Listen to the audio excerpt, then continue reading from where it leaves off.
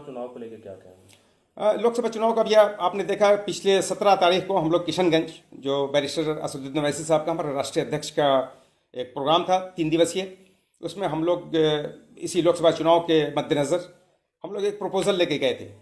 झारखंड में हम तकरीबन 6 लोकसभा का प्रस्ताव हमने दिया है। उस पर बैरिस्टर साहब ने कहा है कि हम इस पर डिस्कशन करते हैं, बैठते हैं और देखते हैं कहाँ कहाँ लड़ा जा सकता है। तो उसमें पहली सीट राजमहल, और मैं एक बात आपको और बता दूं कि ये पॉल सोरेन साहब जो हैं वो हमारे राजमहल लोकसभा क्षेत्र से प्रबल दावेदार हैं, संभावित उम्मीदवार हैं।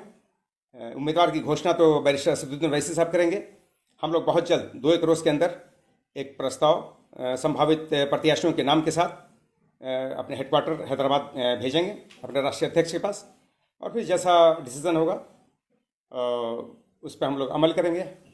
राजमहल के अलावा मैं आपको बता दूं, गोड्डा लोकसभा भी, हज़ारीबाग, गिरिडीह और कोडरमा में से कोई एक सीट, और रांची और चतरा, इन दोनों जनरल सीट्स पे क्रमशः हम एसटी और एससी कैंडिडेट्स की तलाश कर रहे हैं।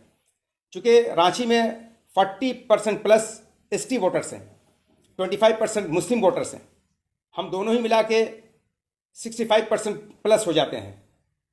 चतरा लोकसभा आप जानते हैं कि जनरल है, लेकिन 5 विधानसभाओं पर आधारित वो लोकसभा, जिसमें 3 अनुसूचित जाति के लिए आरक्षित है और 1 अनुसूचित जनजाति के लिए, 1 सिर्फ जनरल है।